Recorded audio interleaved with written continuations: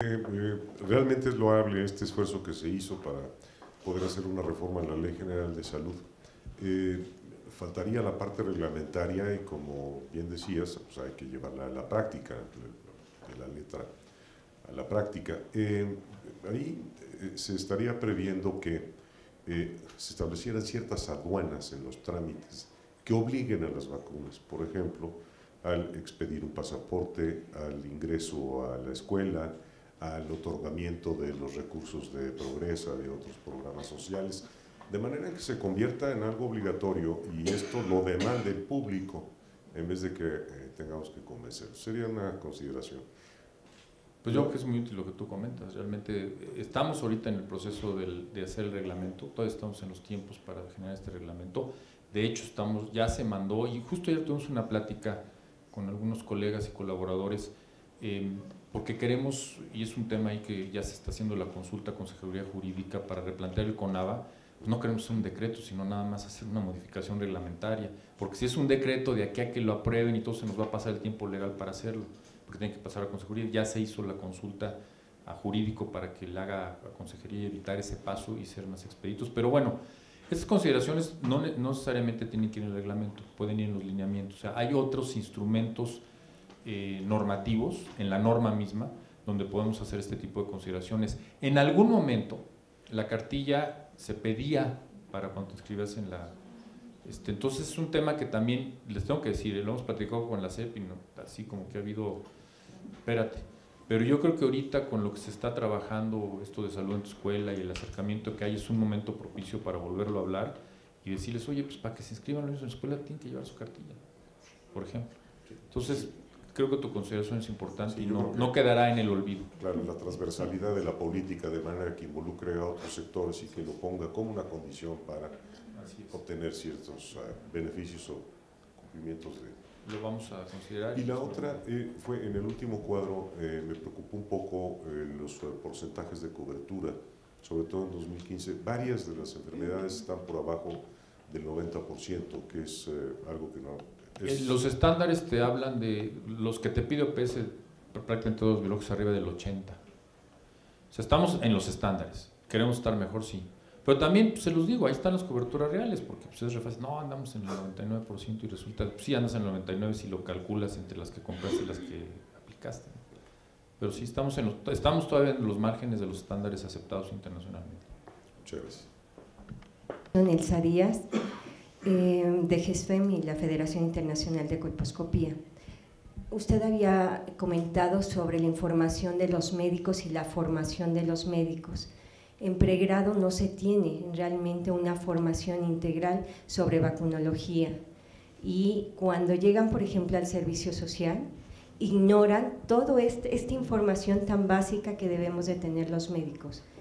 La siguiente situación es que uno de los problemas que nos enfrentamos la gente que estamos trabajando con vacunas son las redes sociales.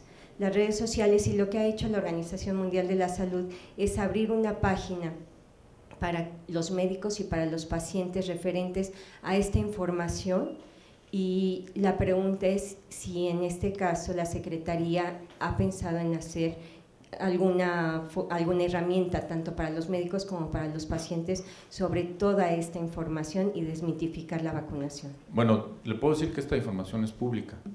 Quizá lo que no hemos sido capaces de difundirla bien, y más bien lo que tenemos que hacer es difundir mejor esta información, pero todo lo que yo presenté es público, incluso y están ligadas a esas páginas de la OMS, porque no tienes que hacer una página nueva, están en español, ¿para qué es una página nueva? Pues las ligas.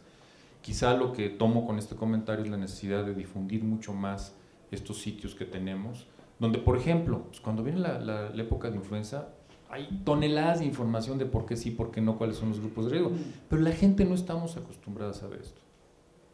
O sea, sí nos gusta ver otras cosas, esto pues, no, y eso ya no es un tema. Y el tema de los médicos, mire, ojalá nada más fuera esto lo que no conocen cuando llegan al servicio social. Ojalá ya, si esto fuera lo único que no conocen, yo estaría feliz. Pero… Y la otra cosa que tengo que decir, y aquí viendo al doctor Tapia y sus colaboradores, hoy tenemos tecnología, que es la educación a distancia, que sí nos ha permitido, y en esta misma área, pues en esta misma área cuando hemos tenido ciertas crisis, cuando el ébola y que pues ponemos cursos a distancia para los médicos y sí se inscriben. Claro, tenemos, estimaba el otro día el señor secretario, el doctor Nora, hablaba de que hay alrededor de 1 millón de personas, de personal de salud en el país, decían 900,000, entre médicos, enfermeras, bla, bla, bla. Pues toman el curso pues, 30,000, ¿no? O 20,000, pues no es nada de los 900,000, pero información hay, tecnología para hacerla llegar hay.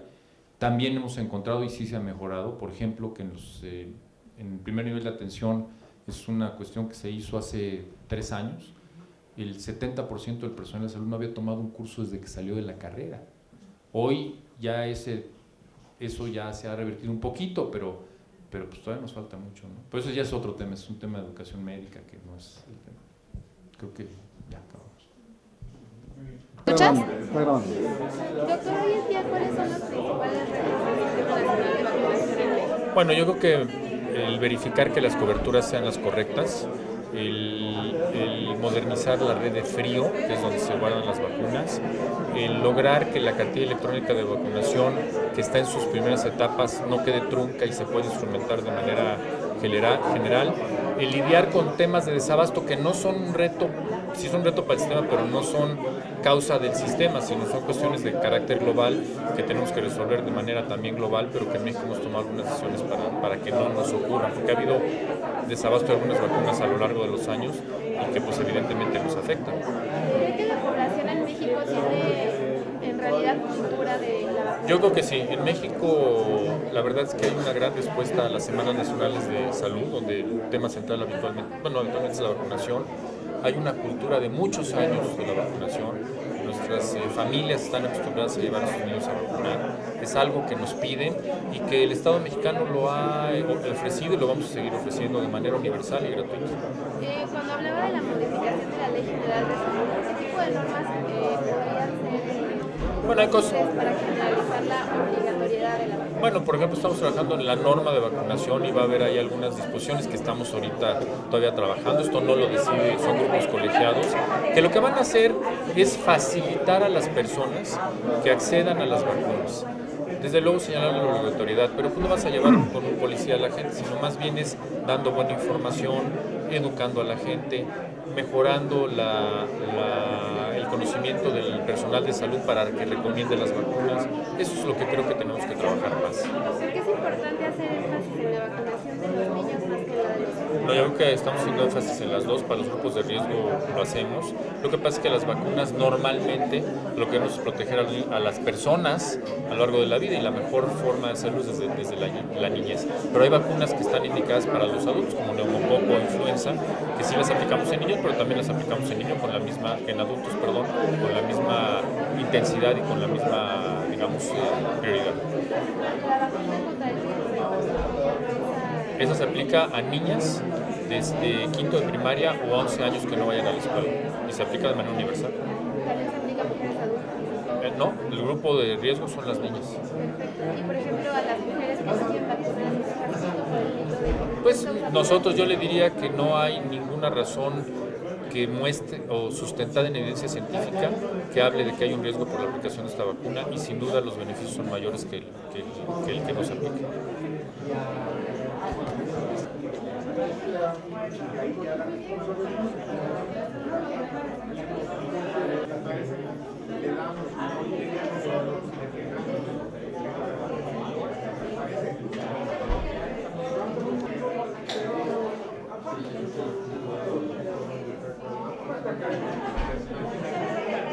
Doctor Roberto Tapia Conger, director general de la Fundación Carlos Slim, a la maestra Manet Vargas García, directora de ¿Qué funciona para el desarrollo?, el licenciado José Campillo García, presidente ejecutivo de la Fundación Mexicana para la Salud, FunSalud, y el maestro Ricardo Samaniego Brich, director del Centro de Economía Aplicada y Políticas Públicas del ITAM. Muchas gracias, le cedo la palabra al moderador, doctor Juan Ramón de la Fuente. Muchísimas gracias. Yo creo que después de la excelente presentación que hizo Pablo Curi esta mañana, pues nos da un muy buen marco de referencia para empezar este panel y lo vamos a tratar de hacer de una manera muy sencilla y muy interactiva con todos ustedes, porque de eso se trata, para lo cual le voy a pedir a los panelistas que en su presentación inicial que tendrán cada uno de ellos procuren ser lo más breve y conciso posibles. Y voy a seguir tal cual el orden que está en el programa. Así que empezamos por la maestra Vargas, la escuchamos y después ya directamente el doctor Tapia, el licenciado Campillo y el maestro Samaniego. Al término de estas 4 presentaciones empezamos la ronda de comentarios y de preguntas entre nosotros y nos seguimos un rato para después entrar con ustedes. Maestra Vargas, bienvenida, estamos puestos a escuchar. Y bueno, mi presentación aborda un poquito la parte de economía para que recordemos algunos conceptos básicos de microeconomía y no se les olviden. Y posteriormente, bueno, cuáles son las intervenciones del gobierno, particularmente no solo en materia de oferta, sino de demanda, ¿no? Sobre todo ante movimientos internacionales que estamos viendo de efectos en la demanda. Entonces, bueno, lo primero hay nada más para que vean una grafiquita de las que vieron en los primeros semestres de la universidad. Y bueno, la idea es nada más cuál es la justificación económica de intervención en materia de vacunación. Y desde luego lo primero es cuando uno toma la decisión privada de vacunarse o no, hace esta, ¿no?, disyuntiva entre beneficios privados y costos privados. Dentro de los beneficios, desde luego, es no contraer la enfermedad. Y en los costos están asociados muchos elementos que justo luego llevan a intervención de política pública, que son, bueno, tanto el costo directo, lo que me costaría vacunarme si no fuera gratuito, como es el caso de México, el tiempo o el acceso, el costo de oportunidad de asistir a vacunarme, y desde luego efectos colaterales o dolor, ¿no?, que es un tema que está vigente por este movimiento antivacunas en algunas otras zonas del mundo. Lo que ignora la decisión es lo que ya dijo el doctor Curi, que hay una externalidad positiva, es decir, vacunarse no solo me beneficia a mí, sino como ya no contagio, hace este efecto, ¿no?, de inmunidad del rebaño o inmunidad de grupo, y entonces el beneficio social es mayor al beneficio privado. La gente no lo percibe así, entonces la cantidad, digamos, que se consumiría de vacunas privada obviamente es menor a la socialmente óptima, lo cual requiere que intervenga el Estado, ¿okay? Aquí les pongo algunas de las intervenciones teóricas, igual para que las recuerden. Una de ellas es, ¿no?, subsidios piguvianos. Entonces, ¿qué hace el gobierno? Entra a cubrir ese diferencial de costo entre lo que quisiera pagar un privado y lo que realmente cuesta, ¿no?, la vacunación para llegar a la cantidad socialmente óptima. Esa es una de las intervenciones. Ahorita vamos a ver, bueno, cómo se ve reflejado eso, ¿no?, en intervenciones prácticas. Y bueno, la otra intervención que se recomienda del libro de texto es esto del teorema de Coase, que a algunos les sonará por ahí, que es básicamente que las partes se pongan de acuerdo, es decir, si mi vecino no se quiere vacunar, yo organizo al resto de la comunidad, ¿no? Inclusive le pago la vacuna porque él no la quiere cubrir. Eso involucra muchísimas cosas que son imposibles de hacer en la práctica, que desde que, ¿no?, todos percibamos que hay un beneficio social, que no siempre es el caso, y bueno, y evidentemente que se le puedan dar los recursos y él los use para lo que están destinados. Entonces, es por eso que obviamente se requiere una intervención del gobierno. Y aquí de manera muy práctica traté de enumerar cuáles son las áreas principales de intervención para poder platicar de lo que se está haciendo, ¿no?, y de la evidencia empírica que existe, de qué funciona y qué no funciona. Entonces, lo primero es directo sobre el costo privado. La intervención más directa que hace el Estado es justo esto, minimizar el precio o el issue de costo, tanto de costo como de accesibilidad. Entonces, la política por excelencia es reducirle el costo y facilitar la accesibilidad a las vacunas. Esto en el caso de México, de hecho, nos vamos al extremo. En el resto de los países, como decía el doctor Curi, bueno, está dentro de sus paquetes de aseguramiento, ya sea privado, ¿no?, que es el caso de Estados Unidos, o los paquetes de aseguramiento público. Pero pocos son los países como México, que básicamente tienen, ¿no?, cobertura universal y hacen un programa de acceso universal a la vacunación. Entonces, bueno, creo que esta es una enseñanza que da México al resto del mundo, en el sentido de hacerlo completamente gratuito y accesible. Y bueno, y dos modalidades que también no se hacen en el resto del mundo. Una es permanente, obviamente asiste uno a la unidad de salud con su niño o como adulto y se vacuna, ¿no? Y ahí debe estar la vacuna o la presencia de la intervención de oferta. Y también tenemos esta estrategia como la de las Semanas Nacionales de Salud, que es realmente salir a la comunidad y llegar a donde no se llega de manera regular con el programa permanente. Esto también en la evidencia internacional ha resultado exitoso para mejorar las tasas de cobertura. Obviamente, ¿cuál es el reto de este tipo de intervención? Pues retos de oferta, ¿no? Que bueno, aquí hay justo expertos que pueden platicar perfecto cómo garantizar que estén las vacunas y cómo lograr esa eficiencia en la oferta, que ya se comentó un poco. Y bueno, desde luego el otro punto medular que entiendo también se va a tocar en esta mesa es el uso de recursos públicos, ¿no? Esto involucra una inversión importantísima, se tiene que justificar su impacto, y se tiene que justificar su impacto no solo en términos de salud, sino quizás hasta en términos económicos, ¿no? De las consecuencias que tiene sobre la generación de ingreso y la productividad. Las otras áreas que son importantes de intervención son estas dos. En términos de costos hablamos efectos colaterales, ¿no? Dolor que pueda sentir la gente al vacunarse, y todo eso junto con el beneficio que es tener la información de que no voy a contraer la enfermedad, tienen que ver con estas áreas de intervención. Una es información, la gente requiere tener información de los beneficios privados y del beneficio social que tiene esto, no solo de la externalidad que esto genera. En México creo que hacemos esto relativamente bien, si bien hay muchas intervenciones que se pueden mejorar, y tiene que ver con la Cartilla Nacional de Salud, ¿no? Es un instrumento con el que se informa a la madre de familia y se informa a todos los miembros de la familia de qué acciones de salud tienen que hacer. Es una forma de informar y de empoderar. Y bueno, ya hay información por medios varios. Y a veces nada más suponemos que proveer información a la población es suficiente. Y esto, bueno, sobre todo en esta era de la economía del comportamiento, ¿no? Se ha probado que es falsísimo. La gente puede inclusive tener información completa y entenderla, internalizarla, y eso no la lleva a generar el comportamiento deseado. Entonces, el siguiente paso es eso, acciones y percepciones, ¿no? Mucho de lo que se ve en la literatura es, sirve mucho el registro, sirve que el personal de salud ponga el ejemplo, ¿no? Y se vacune delante de la población, sirven los recordatorios. A veces la gente sabe que tiene que vacunar a su hijo y simplemente no se acordó que a los 2 meses le tocaba la consulta para ir. Entonces, cuestiones pequeñitas de las que se están manejando en economía del comportamiento pudieran hacer la diferencia. Otro que es importante es presión social. En México tenemos esa ventaja, las vacunas se perciben como algo bueno, eres buena mamá si llevas a tu bebé a vacunar. Esto está cambiando quizás en algunos otros lados del mundo, y es lo que estamos viendo en estos movimientos, y que están bajando las tasas de vacunación. Entonces, bueno, y desde luego empoderar a la gente, ¿no?